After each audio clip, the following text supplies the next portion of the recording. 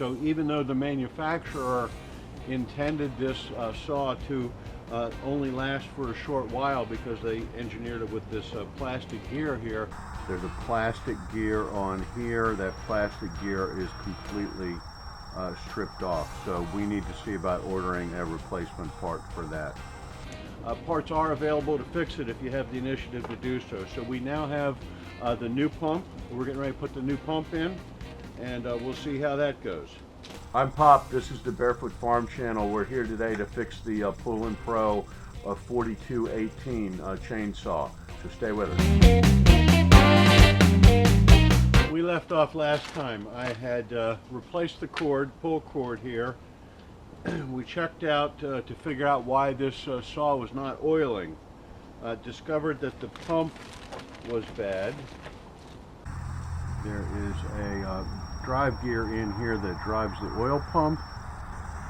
There's a metal worm gear on the drive shaft from the saw. There's a plastic gear on here. The oiler pump was bad, that the drive gear was stripped out. This plastic drive gear rides on this metal worm gear here, and that had destroyed the teeth on this drive gear. So where do we go? Amazon. I continue to be amazed at the quantity, quality, and price of parts that are available on Amazon. So I have cleaned this area off as best I could. The new pump should just drop in with a couple of screws. So the output goes in this little fitting here.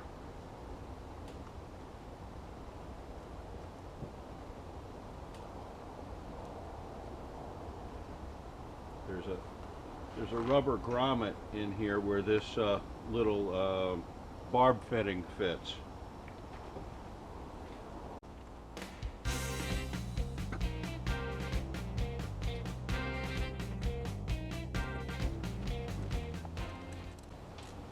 Fortunately, with two saws the same, I have a reference here. I am not sure which screws came out of this pump, so we're going to take a look at this other saw and figure it out. We do need to open this up and pull this clutch off of here anyway, so this is not wasted effort. There's a split ring on here that will go flying if you're not careful, so we're going to try to make sure that we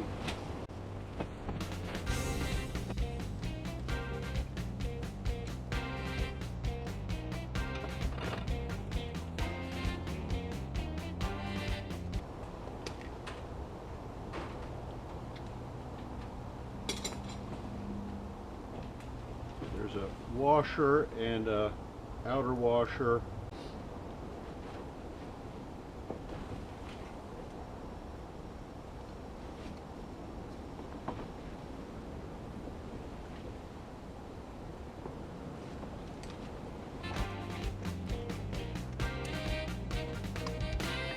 The clutch is the left-hand thread, so we're going to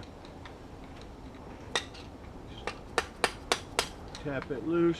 There is a tool made for this. I don't have it, but this clutch hasn't run on here, so it was easy to knock loose. So we have the clutch free.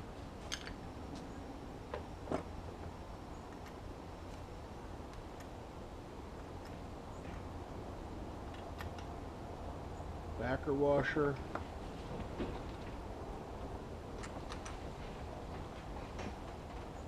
And I didn't bother trying to salvage the pump out of here because this saw was not oiling correctly either. So those screws are a T20. The outer housing screws are a T25. These are a T20.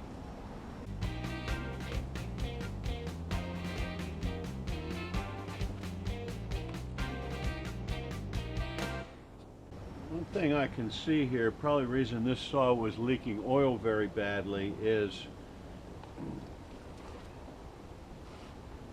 on this saw there is a fitting or a tube coming from the inside of the oil reservoir, and that is not present in this saw, so that's something we need to look into once we get this pump and the clutch issue squared away. So here are the two screws.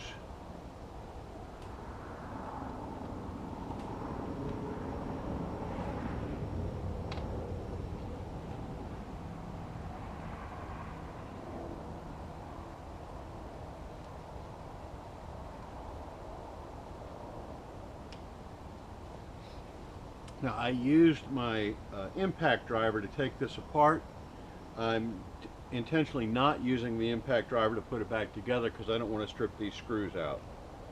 It's handy to get them apart, but I don't want to strip the screws out in this either pot metal or plastic housing. Alright, so the pump is on.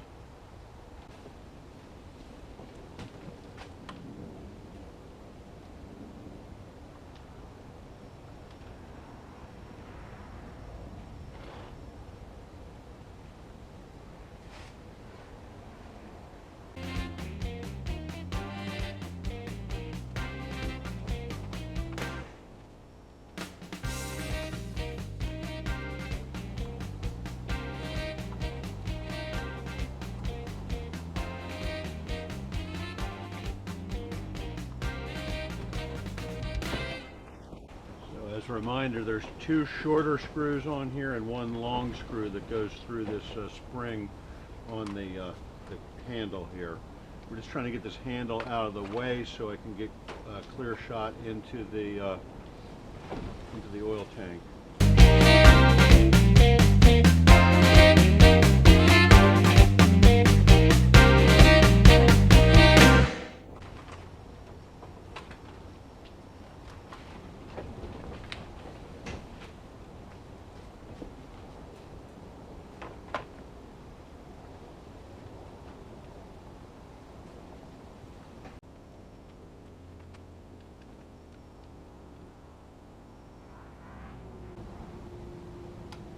I can't get the camera down in here, but what I am seeing in here with the light and these forceps is the tube that goes to the oil outlet for some reason has come loose.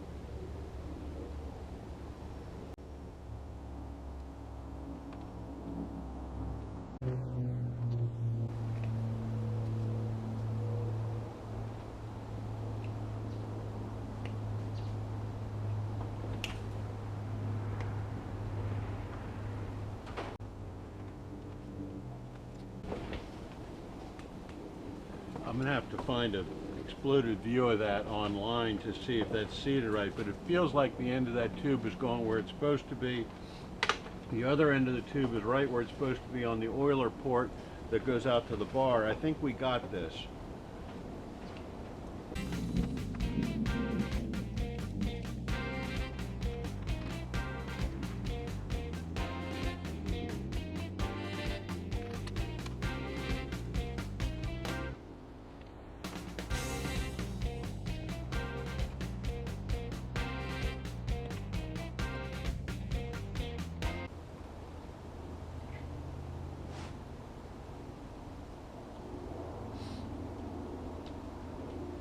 Brake mechanism goes on here. This is a little gear, I'll call that a gear, that aligns with the mechanism here in the brake handle. This shaft goes inside of that hole. These three wings align with these three triangular grooves here.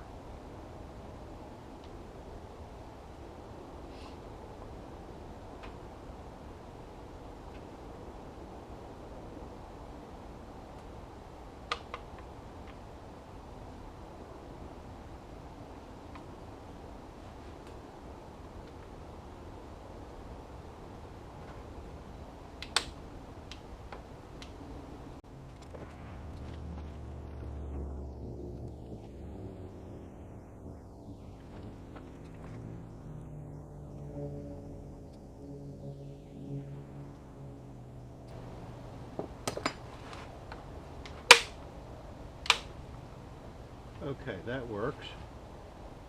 Brakes on there. This big washer goes behind the clutch to protect the pump.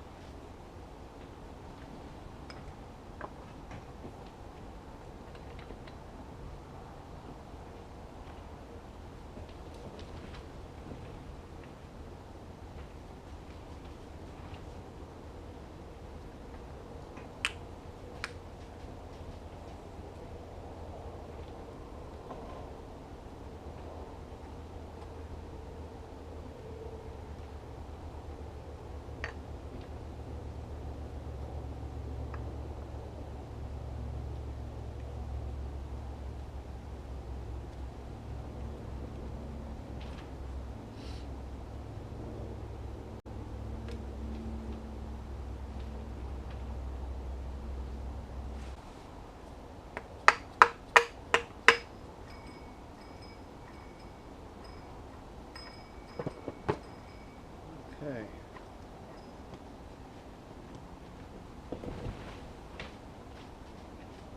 Washer, washer, split ring. We'll try to keep from losing this again. Try to.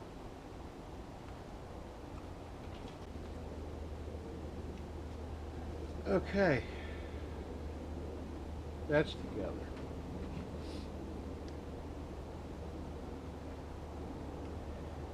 Ready to put the bar on here and see what happens. So we did get the new bar and 3-chain package off of Amazon.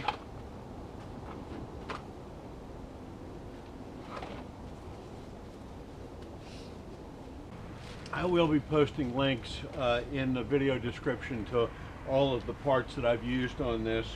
Also picked up a gallon of bar oil. I also got a grease gun to grease the bar tip.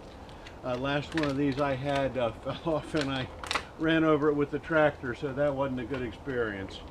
I found a deal 3 for like 15 bucks on Amazon, so we picked up 3 of them.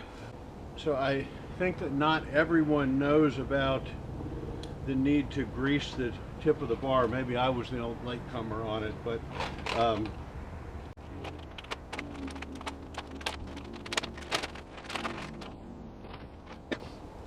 so there is a grease port here where the tip of this little grease gun goes in there to lubricate that that sprocket on the end of the bar. Super important for bar life.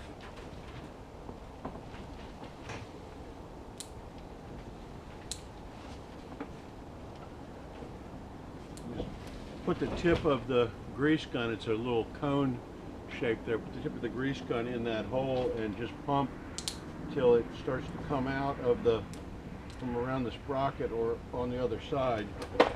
So we've got it coming out the other side, and we've got it coming out around the sprocket. Now this is something I had not seen before. This bar is directional, so it has a direction of travel. We'll put the writing up and down. Need to make sure this bar is new, so there's no obstructions in it, but to maintain proper oiling on the saw, since the oil on this model comes through one of these holes. One of these holes is the adjuster hole, the other is a lubricating hole, and since the oil comes through here, you have to make sure that the port in here stays clear. There's a little, where they welded the sections of the bar together, they left a little channel there for the oil to be able to come through to lubricate the chain. So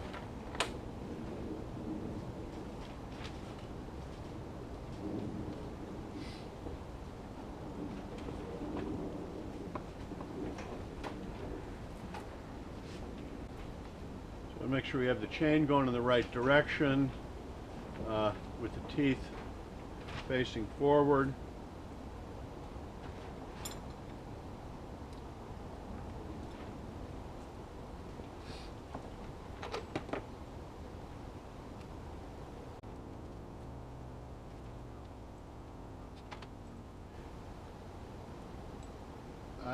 have seen on Steve's small engine saloon, he doesn't do it this way. He does it with the saw standing up, and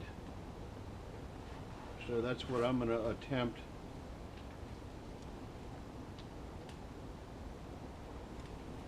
And I ordinarily wouldn't have it pointing away from me while I'm doing this, but I want to put it in it so the camera can see it. Okay, I had a battery failure, so it lost a couple seconds of recording there with just putting the housing back on. We're going to go ahead and try and start this thing up now and see what happens. So check the fuel, filled it with bar oil, check the primer, so you want to pump the priming bulb with the fuel open to make sure that it is circulating fuel through the carburetor. So we're going to have to pull this on choke. Wow.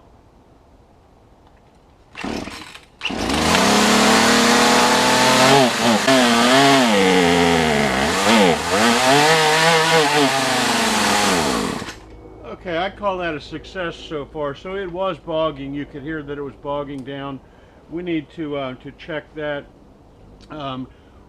When I checked out Chicanic's channel about saws bogging and adjusting carburetor, she stresses to not adjust carburetor settings until you are sure that the fuel is right.